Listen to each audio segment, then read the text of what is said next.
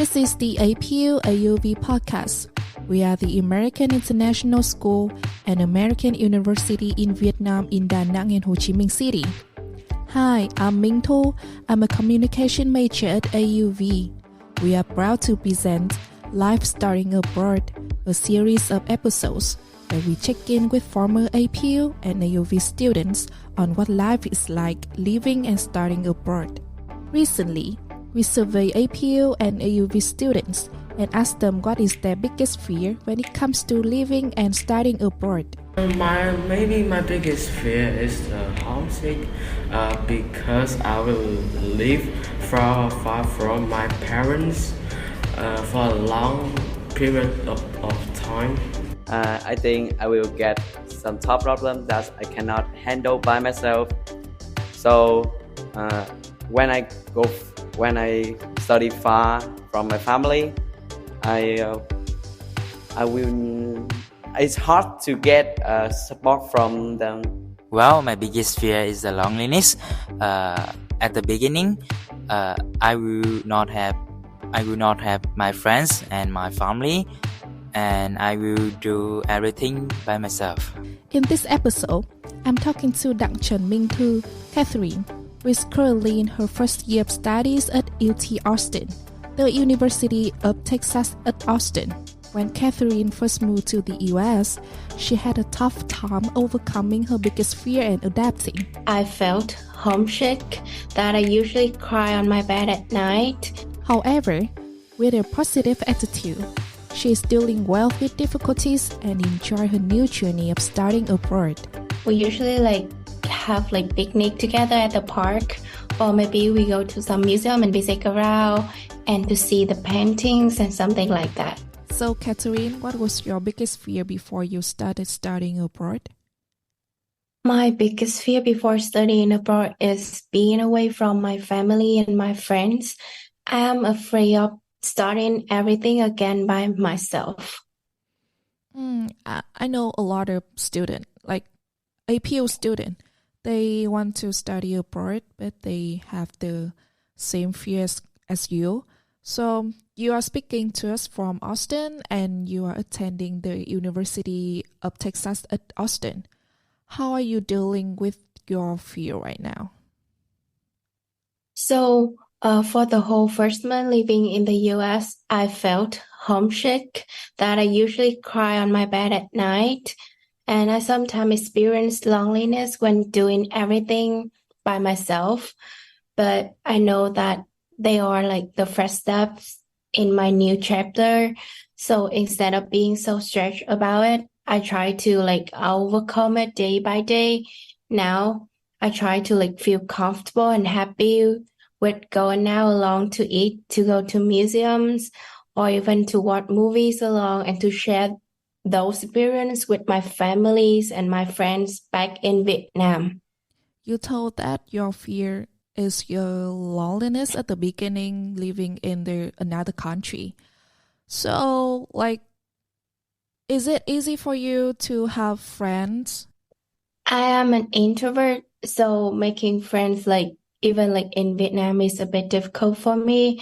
But I think of my friends here in the US, they are really friendly and they are kindful and they really open to you when you strike up a conversation with them. So I think making friends here is easy. How did you make friends in US? For last semester, I usually made friends in class. We went to the same lectures and we sat next to each other. So that's why I started to talk to them and ask for their Instagram and everything like that. So that's the way that I made friends. Do you usually hang out with your friends? I do usually hang out with my friend during the weekends, especially my Vietnamese friend and my roommate in Vietnamese. So most of the time, if I have free time, I will hang out with her to watch movie or to eat and to do fun activities together. What kind of activities? So there are a lot of like museums and park in my city, Austin. So we usually like have like picnic together at the park, or maybe we go to some museum and visit around and to see the paintings and something like that. You make me so curious about your city. Can you tell me a little bit about your city and somehow like a little bit about your school as well? Okay, so about my city, like Austin is like a bit new to like Vietnamese students. So like most of them gonna know about like Houston, where there are like a huge Vietnamese community there. But my city is really like modern and it feel like Đà Lạt city back in Vietnam. So it have the mountains, but at the same time it have like the river and something like that. There are a lot of like high buildings, museums, cinema, restaurants around the city, and the streets is like big, I think, and that's is like in general about my city. About my campus, it's really big and it's located pretty near the downtown. So it have the UT Tower. It's like one of the most iconic and beloved symbols of my school. And there's also a fountain before this tower. And many students and their family take pictures there.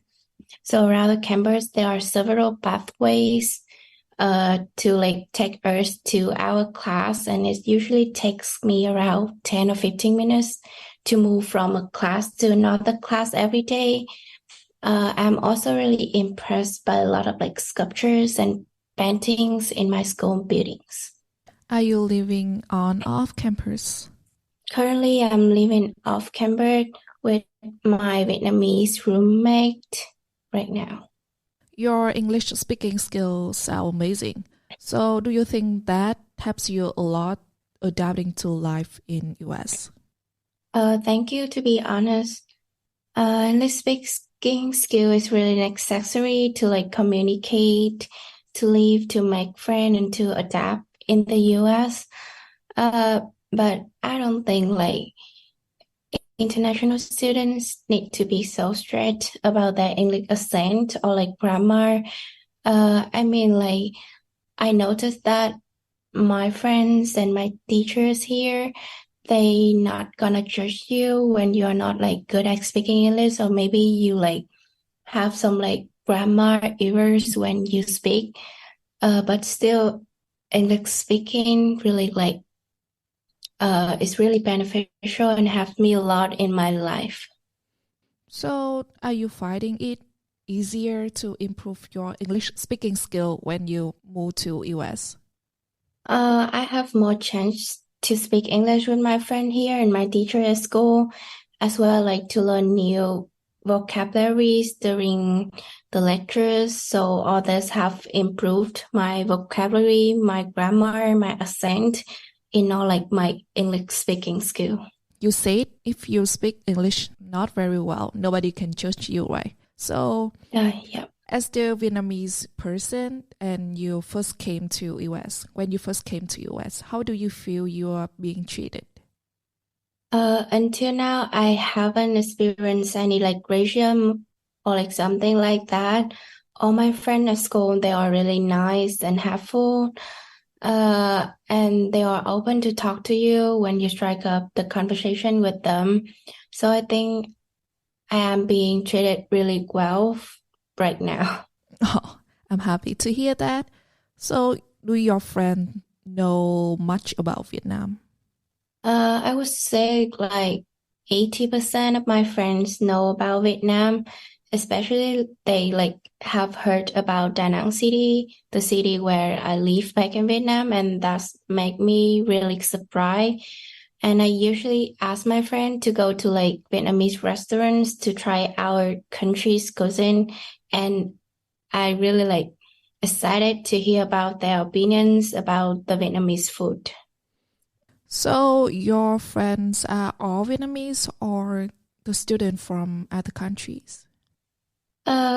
Most of my friends is Vietnamese, and some of them are like half American, half Vietnamese, and some of them are like from Korea and like other Asian countries. So, overall, how are you coping with life in US? I think I did go through a hard time at first, but right now I start to get used to like changes of my life in the US. So I try to stay positive, find new hobbies, study new things, hang out with my friends and experience new things. So I'm like really like so ready to like accept and deal with any challenges like on this journey. That's great to hear that you really enjoy your life in US. So what is the best piece of advice you could give to anyone that is thinking of studying abroad? I think life is like YOLO, like you only live once. So try like many new things that you can and learn to like enjoy them, even you experience them alone. And if you're in an like overwhelmed period, do not hesitate to call your family or your friends back in Vietnam to share and to find a solution for that together. Thanks so much to our guest today, Catherine, and thanks for listening to the APU AUV podcast. I'm Ming Tu. We hope you enjoyed this series of life studying abroad. Please like, comment, and share this episode, and listen for more episodes on the APU AUV podcast.